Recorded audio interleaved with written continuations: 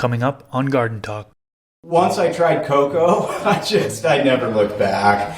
You know, the ability to control EC and water content and all the variables of cocoa are just so easy. If you stress them a little bit and make them think in flower, this might be the end, they're going to go into a hyper growth mode and they're going to put out more calyxes. And so really you want to make sure that from the time that cutting roots or that seed pops, that you have momentum through the entire process. I found that that's one of the biggest things that will lead to a decreased yield. And so all of those things are basically telling the plant hey, you need to get on it. And so I do think that there's a lot of those techniques that can lead to much larger harvests.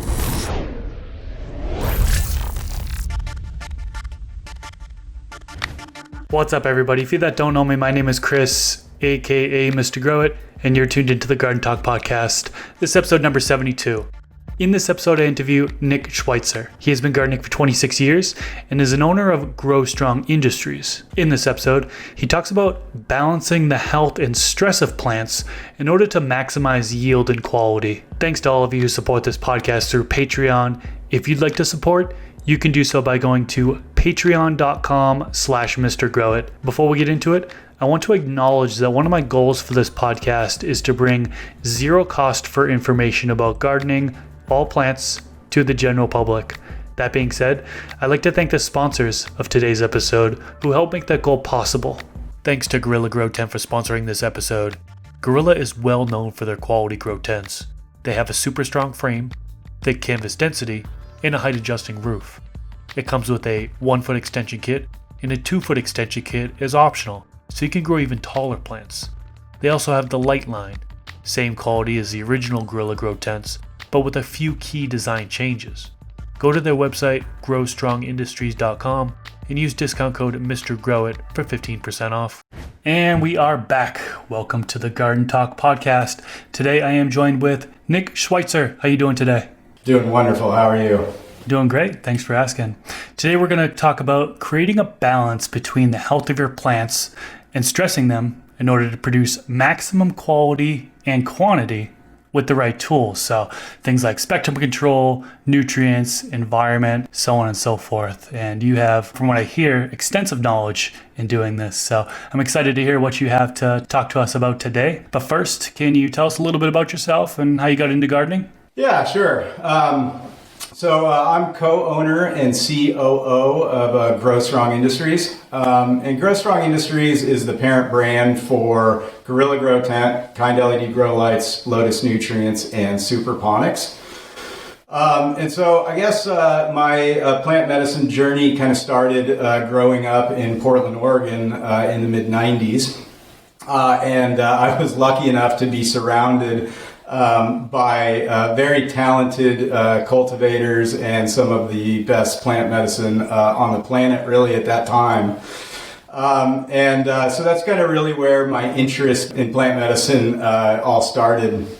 And then in 97, I moved out to Colorado to be a ski bum. And a couple of my friends at the time were doing indoor gardens in the mountains of Colorado. And that's really where my interest in indoor gardening started, or my fascination with it, really. The fact that these guys were growing, huge rooms, above, 10,000 feet in elevation, in the middle of winter when it was snowing with 5 feet of snow on the ground was really just kind of mind-blowing to me. That's really where my interest kind of got going. I was lucky enough to start helping them, with just general garden maintenance, start kind of getting tips and tricks and starting to learn, the lay of the land. And then in 2001, I moved out to California. At that time, California was just kind of blossoming from, some medical laws that had just been passed about 5 years earlier. And that's when I started running my own indoor gardens. I've been doing it ever since. I've been involved in small gardens, large gardens, outdoor, indoor. I've kind of really ran the gamut with my, cultivation experience and exposure. And kind of through those trial and errors, which every grower goes through. That's kind of what led me to be able to design products for Grow Strong Industries and all those brands that really kind of solve the pain points that a lot of growers face. And so, that's kind of a decade on from now, designing all those products. And kind of, doing what our core mission is, which is, giving everybody the chance to have availability to plant medicine that they grew, that they saw through the process, that's kind of what keeps us going here. Awesome. And I just do want to say thank you ahead of time, because Grow Strong Industries is actually a sponsor. So I know a lot of the viewers have seen probably the promotions I've done for your brand in the past, and you support me. So I just want to say thank you to that. A lot of these episodes wouldn't even be out there without sponsorship support, and being able to release content, normalize, is eventually going to help legalize in the future. So thank you for supporting the community. Absolutely, man. Absolutely. I mean, we're on the same mission, right? I mean, we're trying to teach people, how to have access to their own plant medicine, how to grow it. That goes for indoors, that goes for outdoors. We believe really that kind of is a human right, is to be able to grow your own vegetables and plant medicine and everything else. So we're aligned in that way. I completely agree. So there are so many different ways to grow plants, right? Different styles, I guess you can call it. Some people grow indoors, some outdoors, some people are in soil or cocoa or even a hydroponic system, organic, synthetic. What's your grow style? Yeah, growing outdoors is beautiful, right? I mean, utilizing Mother Nature for most everything you need is beautiful. And I love it. But really, in terms of plant medicine, indoors has always been my realm. And largely that's, what our company does, is make products for indoor cultivation. There's something about indoor that just allows you to kind of control, what is going on, control all the inputs to the plant. And, honestly, as we all know, the quality of what comes out of an indoor facility is bar none. So I've always been an indoor guy.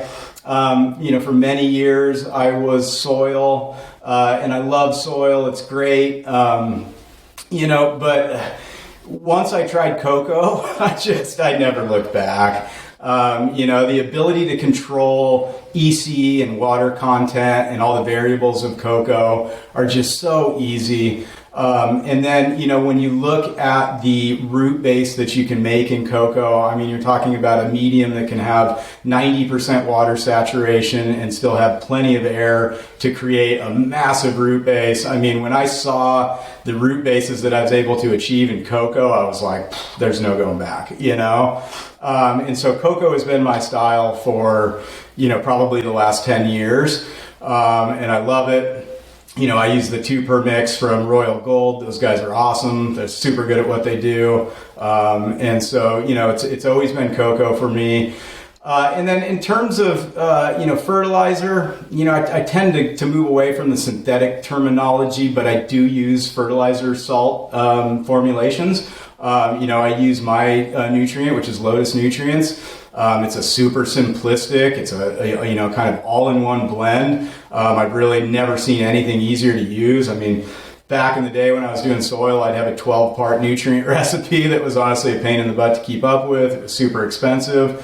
So moving to something like Lotus was great, which is, kind of what drove the innovation of that product. In terms of my end goal in indoor cultivation is always for the highest amount of biomass I can possibly get out of the inputs that I'm putting in, and that ultimate bag appeal, right? I want the plant medicine that's in a jar across the room, and you say, what the hell is that? And I've always found that, fertilizer salts over organics is the way to achieve the combo of both of those. Believe me, I'm an advocate for organic, organic out in the vegetable garden always.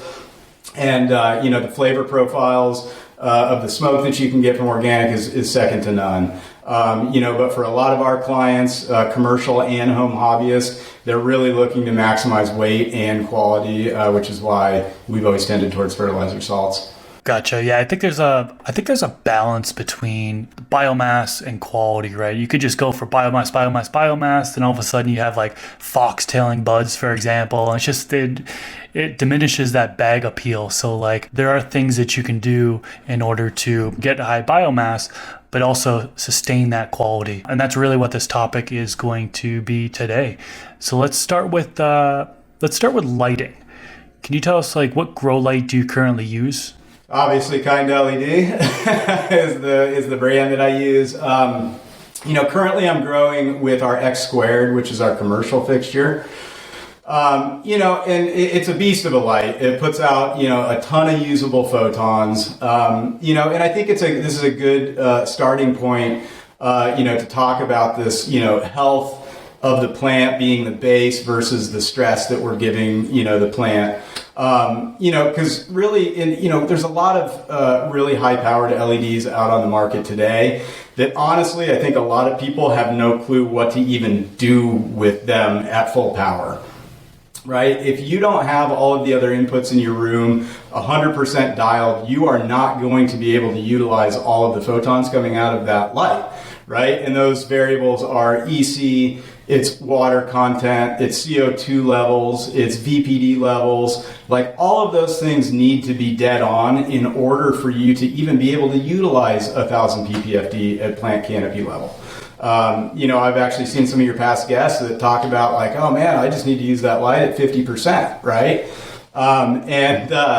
And so it's like, it's probably the fact that they're getting better growth because some of their other variables are off, and not to knock their growing style, but that's typically if you turn your light up and you see light stress happening, that's what you're seeing. You're seeing that the other variables aren't up to snuff and that engine is running too fast for the other pieces to keep up with, right? So I think it's really important to have all of the balance between these things that we're about to talk about in order to utilize that high PPFD lighting. And so for me, the X2 is the best. It's got a variable spectrum. I can, tune it to a veg spectrum. I can tune it to a flower spectrum. And with what we call the targeted spectrum, which is basically, us not relying so much on, a white light LED that's got really high peaks in the yellows and the greens that, 500 to 600 nanometer wavelength, but it kind of has a more targeted spectrum, which is a more usable spectrum to the plant. We, find that we can really crank all those variables up. We can get really high EC. We can utilize CO2 to the max, and we can get some pretty outstanding, weights from our harvests as a result of it. And so, in terms of stress for light level, typically those aren't going to be good for the plant, right? When we talk about, beneficial stressors to the quality of flower when it comes to light, we're more talking about UV light, and exciting the UVR8 protein to kind of crank up that secondary metabolite production.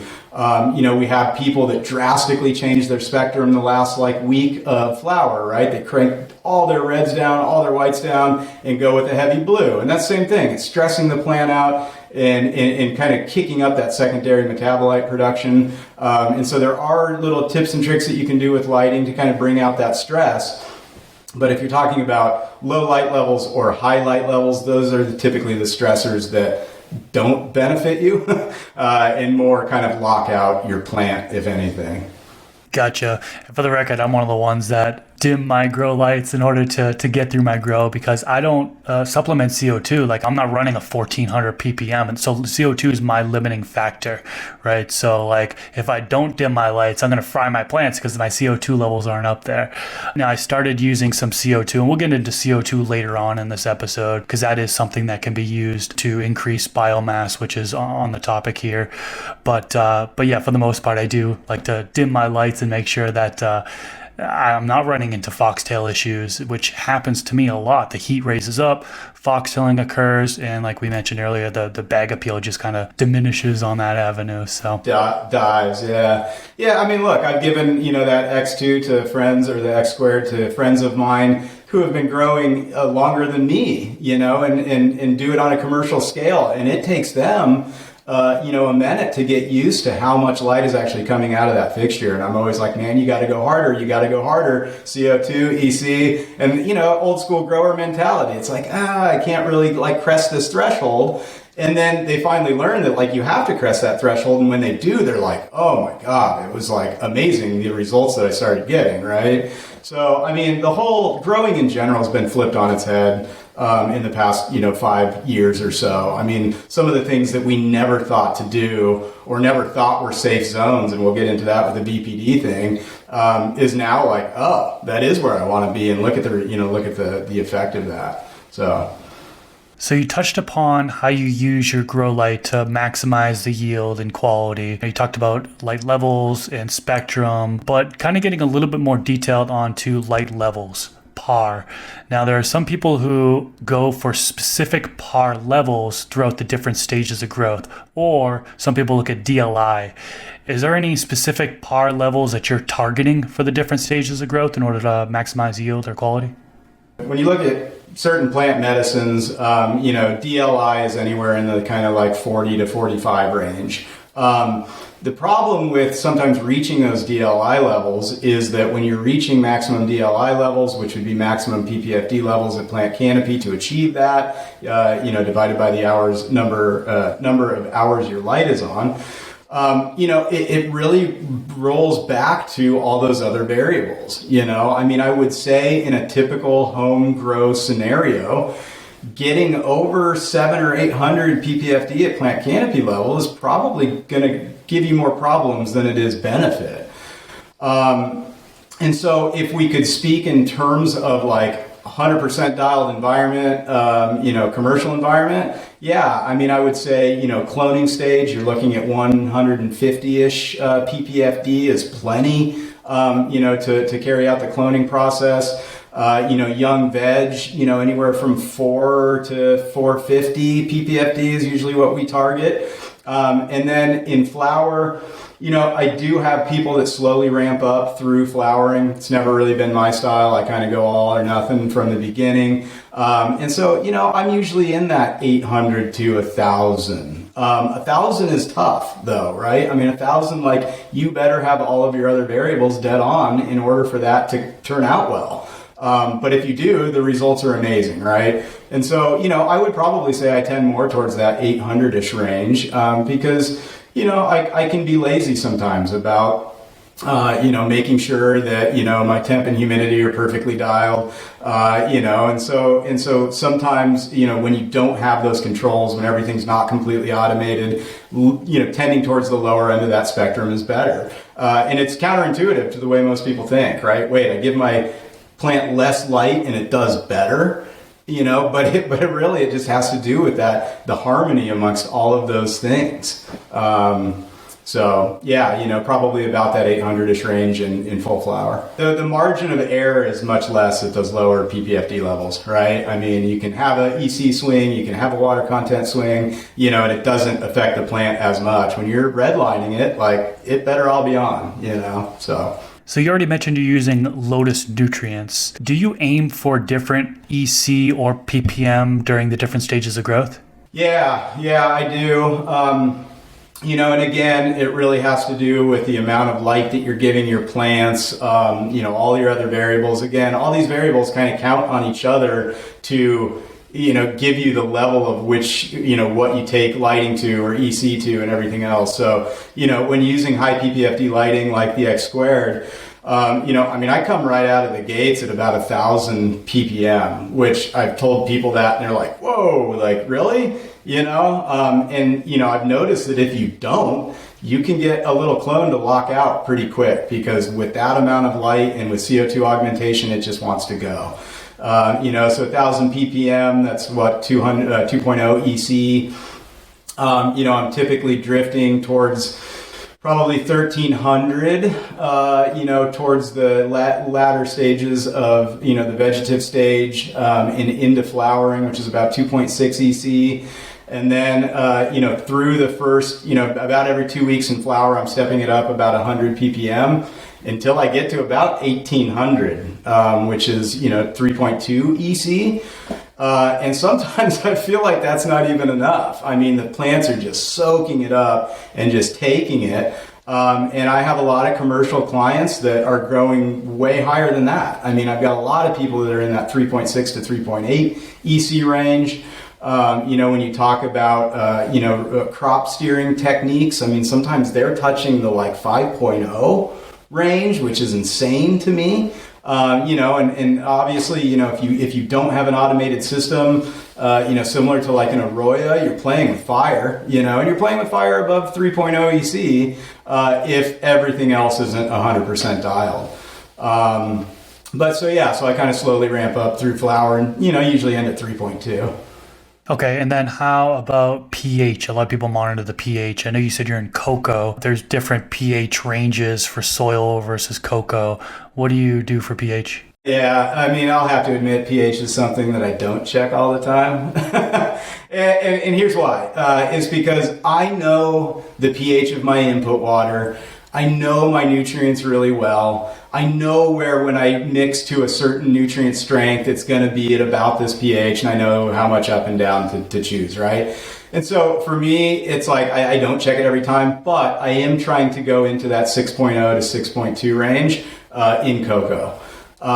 Soil, obviously you're drifting a little bit higher, sometimes all the way up to like 6.5, 6.6. And in hydro, you're obviously going lower, all the way down to like 5.5. Cocoa, I'm trying to stay in that 6.0 to 6.2 range.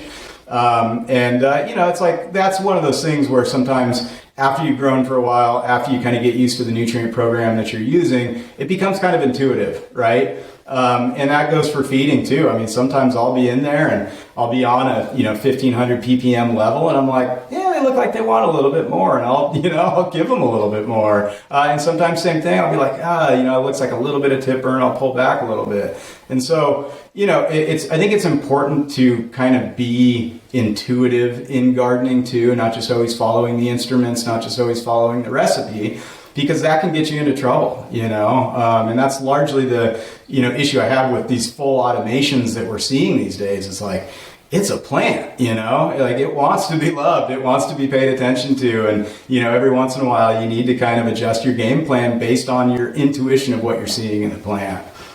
I've had really good luck doing 5.8 pH going into cocoa. I feel like that's a little bit more simple than soil at times, controlling pH, because I feel like soil is so many things in the actual medium that's adjusting the pH, right?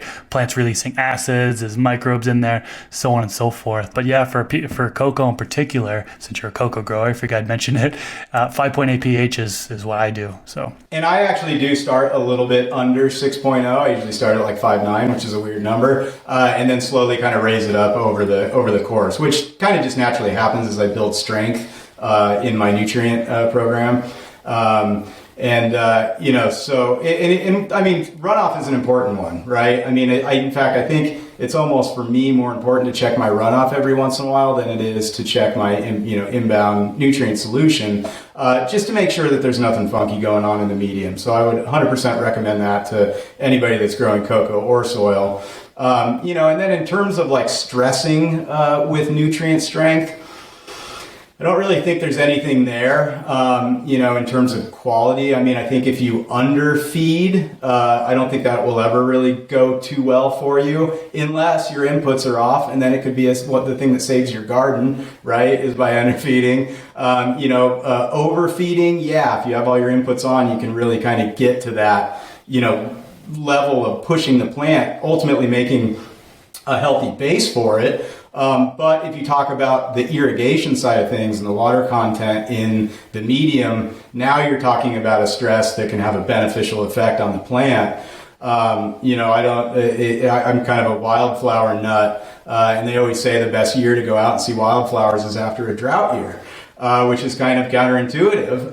But that's the plant saying, oh my God, we don't have enough water to survive, and so they end up making more seed stock and drop it on the ground, because for an annual, that's the point, is to continue on with life. And so it's the same thing with plant medicines.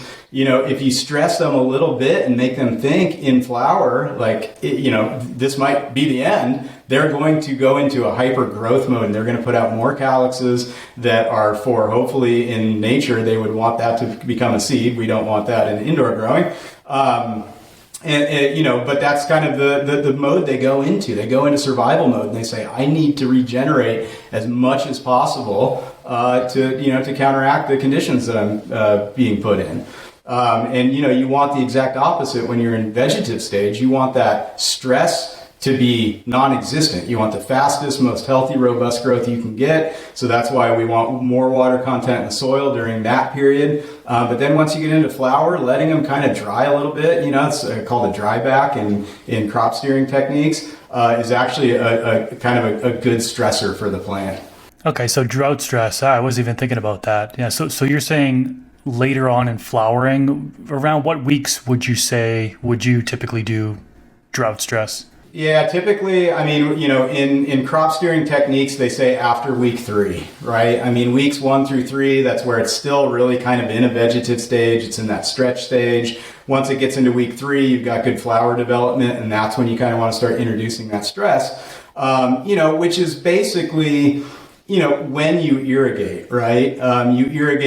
You cut off your irrigation more towards the middle of the day. So if in cocoa, if you're doing high frequency fertigation and you're doing multiple shots or irrigation times through the day, you want to cut that off, 3 or 4 hours before your lights turn off and let that dry period kind of go for a little bit longer than you normally would, rather than irrigating all the way up until the lights turn off, or even when the lights are off, which some people do. Which is basically keeping that medium wet enough that plant's like, I have everything I need. I'm healthy, I'm good. And it doesn't get that kind of kick in the butt to say, oh man, I need to start going. I need to start really producing, what's ultimately going to be my survival. Gotcha. I'll have to play around with drought stress a little bit more. The tough thing is like when you're growing with organics, for example, it's often advised to keep the medium moist at all times because the amendments there need to be broken down by microbes, right? The microbes need to be active if it's dry. Yeah. They're not there breaking down that organic matter and turning them into usable nutrients for the plants. But on the mineral nutrient side, I used to actually do that all the time. Now that I think about it, is when I water, right? So anytime I water, you do the old stick your thumb down in the medium, and if the top inch is bone dry, then you know to water, right? So maybe that's a form of drought stress that is actually helping with some of those secondary metabolites, for example. So I'll have to play around with it a little bit more. Yeah, we're not talking about drying the medium out to where leaves are, folding down, right? It's drought stress can be, just letting the medium dry out a little bit more than you usually do, not to where it's affecting microbial life, but to where it's, telling the plant, hey, you might not be getting water again for a while, like you better go, kind of a thing. And, that's a good point is, one of the things that I want to stress the most about just the overall cultivation experience is that most plant medicines rely hugely on momentum, right? Momentum is so big for having those perfect harvests with the most weight and the best quality. And that momentum can be thrown off in a lot of ways. Either you rooted your clones and you were a week late to getting them into, whatever medium you were using, or you were late to transplant into a bigger pot, or they dried out too much to the point where they were wilting, right? All of those things will stop that momentum of a plant, and just one event like that will have a huge impact on your final harvest.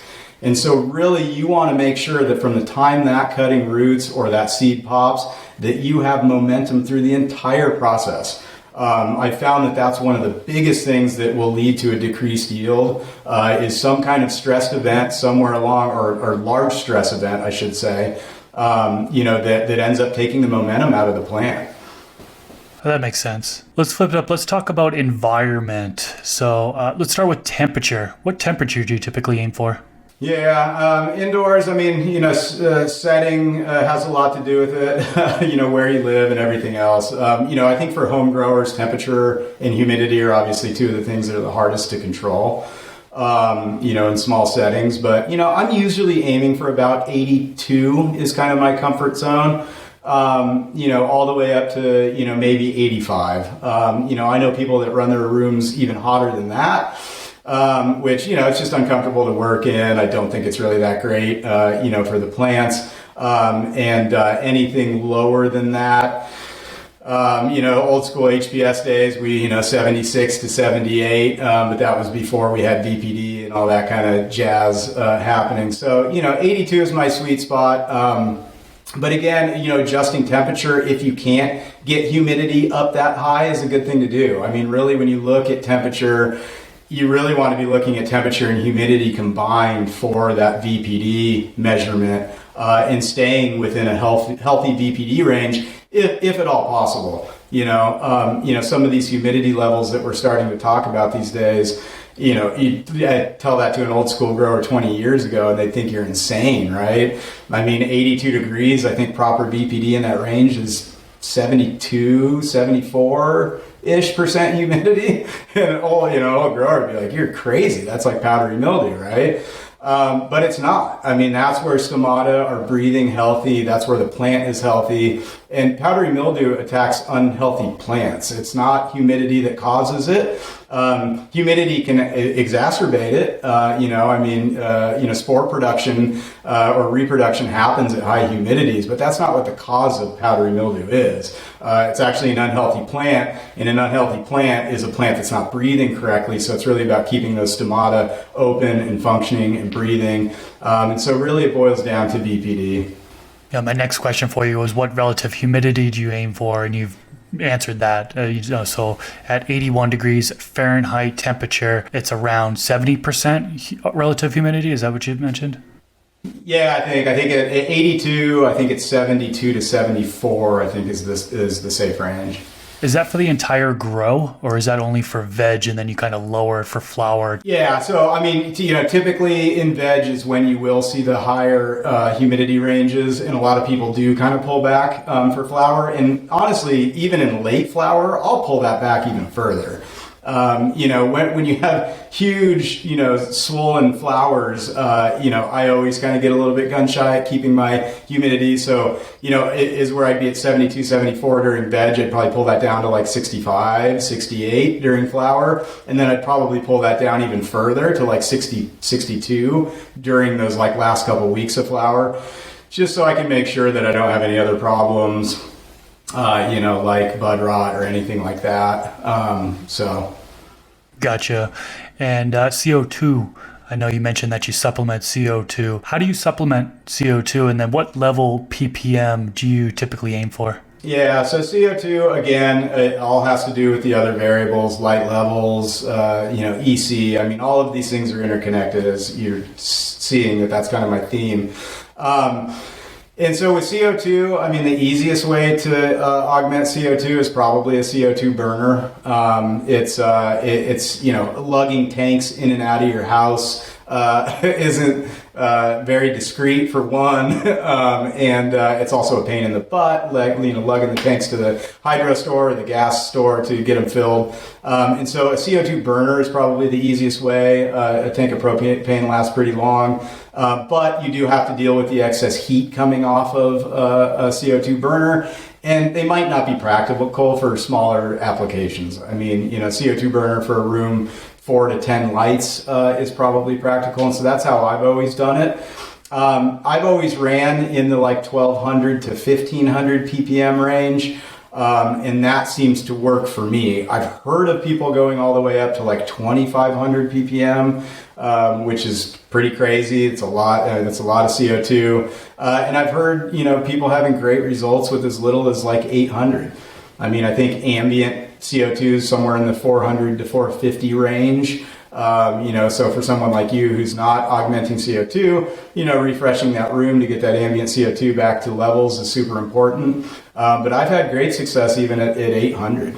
So I've been playing around a little bit with supplementing CO2. Like I got those TB Naturals canisters. They sent me over those. I tried those out for a while. It can be very expensive using those. I am currently trying out the mushroom bags, 365 exhale bags, and I have that hanging above the plants. And I do have a CO2 monitor in there, so monitoring the ppm. It does raise it, but it's not constant. And the way I have my exhaust set up is it's AC infinity, so it's kind of automated. So once I have the set point set, so when it reaches 82 degrees Fahrenheit, I aim for the same temperature you do, it'll start exhausting out some of that heat, and it will take some of that CO2 with it. So that's the unfortunate thing about it. Yeah. But I figured I'd try it out and see what happens, and it does raise up the CO2 quite a bit. So. Yeah, I mean, I think whenever you don't have, tanks or a CO2 burner, I mean, any kind of augmentation that you can get in there is better, And the mushroom bags are awesome. I mean, mushrooms, I think, are probably going to save our world at some point.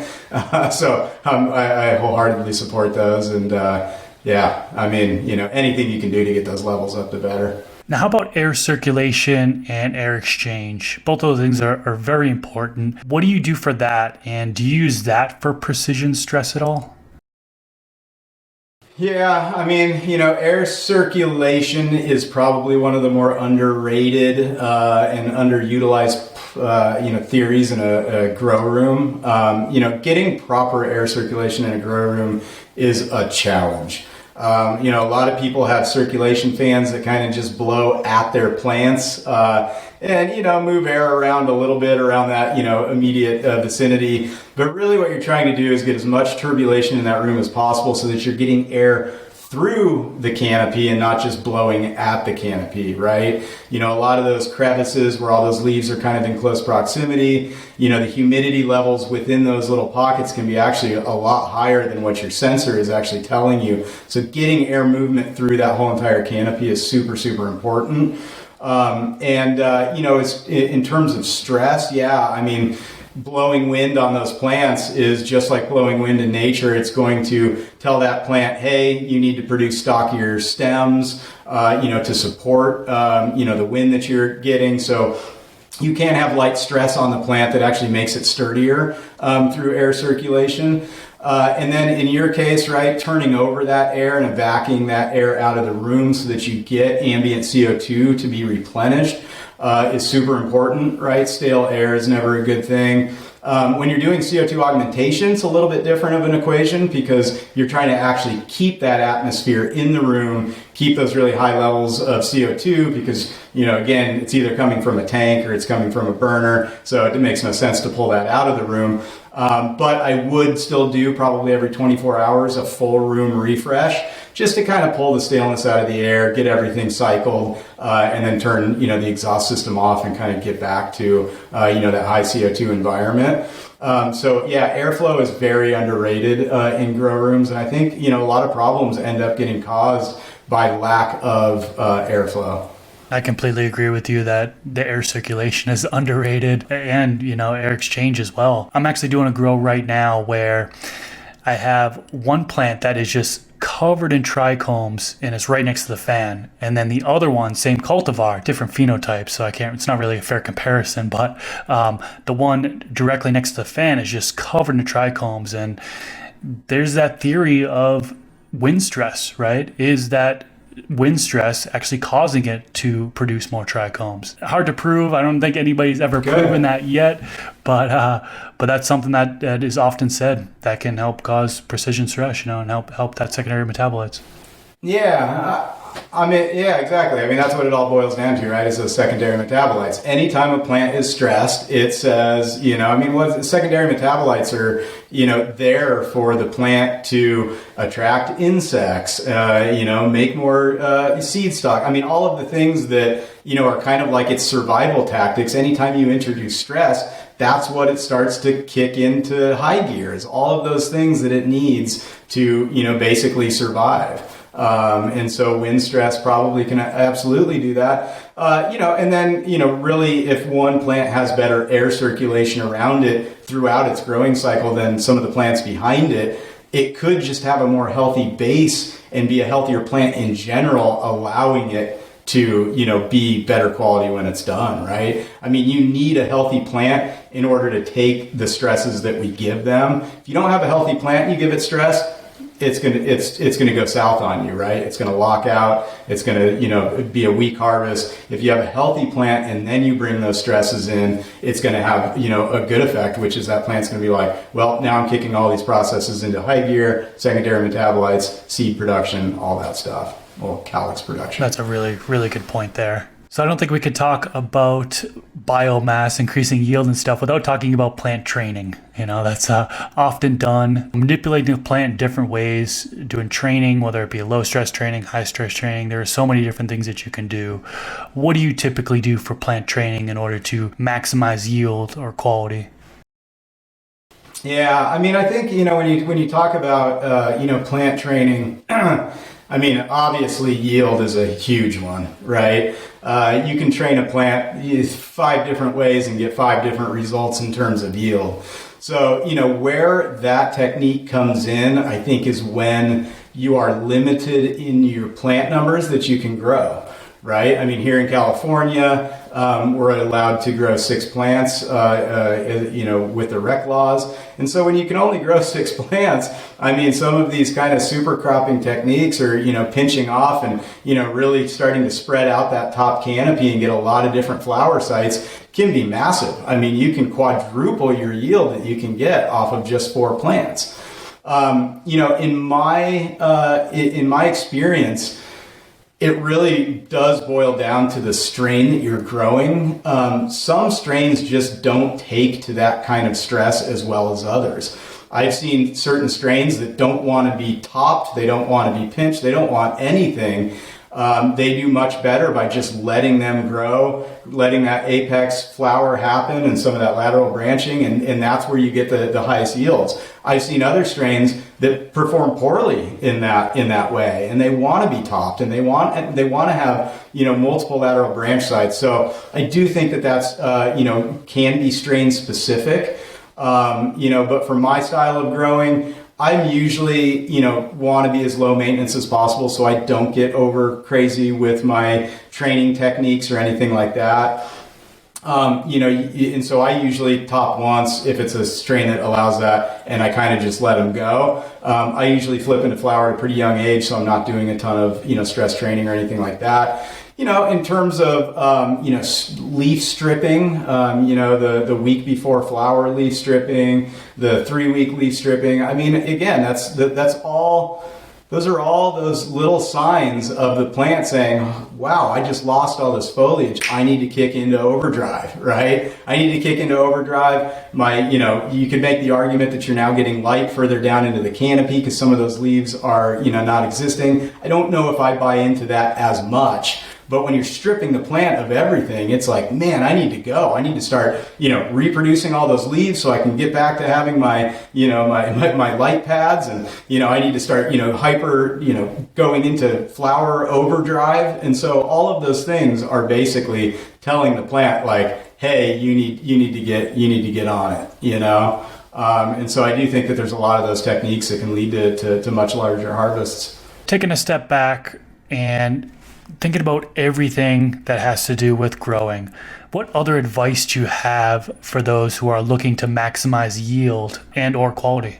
I mean, I think with growing, a lot of times it's like, don't overthink it. I think largely people tend to overthink the growing and, they try to get almost a little bit too nitpicky on it.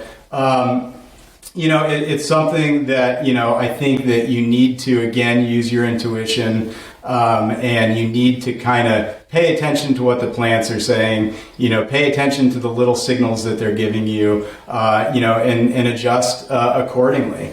Again, you do, in order to use some of these stress techniques, you do have to have a healthy base first. Right. And that goes back to, what we've been talking about, which is, the correct balance between lighting, CO2, EC and water content, and CO2. If you have all of those things in harmony and working together, then you can go in to do all of those little stress techniques with UV, with water suppression, with, stripping of leaves at week 3 of flower, like all those little things, the plant will react great because it's now in a healthy state where it's like, I can handle that stress, and here's the production that I'm going to put out as a result of it. If you don't have a healthy base to start with, you're just going to ruin your harvest. You're basically gonna, you're gonna throw the plant over the edge, and you're gonna have decreased yields, and you're gonna have poor quality. And so, it's really concentrating on getting that healthy base first, then starting to incorporate some of those stress techniques is really probably what I would say. Yeah, I think that's some really good advice there. So wrapping things up, how can the listeners find you, and what do you have upcoming in the future? Yeah, so, you can find me on basically all of our YouTube channels, Grow Strong Industries, Gorilla Grow Tent, Kind LED Grow Lights, Lotus Nutrients, and Superponics, or Super Closet. All have their individual social channels, all have individual YouTube channels. We're trying to consolidate everything onto Grow Strong Industries. And we've got some great products, in the pipeline coming out, probably none of which I'm at liberty to talk about quite yet. But if you keep an eye on our websites, then you'll be seeing them come out here soon. And we're just going to continue doing what we've always done, which is try to, make world-class products that answer to those pain points that growers have. And continue making it easier and easier for people to have access to plant medicine and to grow their own, because it's not only fun, but it's super rewarding. And at the end of the day, everybody should be able to do that. Everybody should be able to grow their own plant medicine and the vegetables that they put on their table for dinner. I think it's super important. I think as a humanity, we need to get back to our connection with nature. And it's a great way to do it. Watching that plant go through all of its processes, and, it's a labor of love, being able to see it go through those processes and harvest it and consume it. It's, there's nothing like it. And so, helping people kind of get back to that, is our main goal. Nice. Yeah, I saw on social media recently you guys announced was it like a signature grow tent with like Tommy Chong or something like that? That's pretty cool, huh? That just launched or what?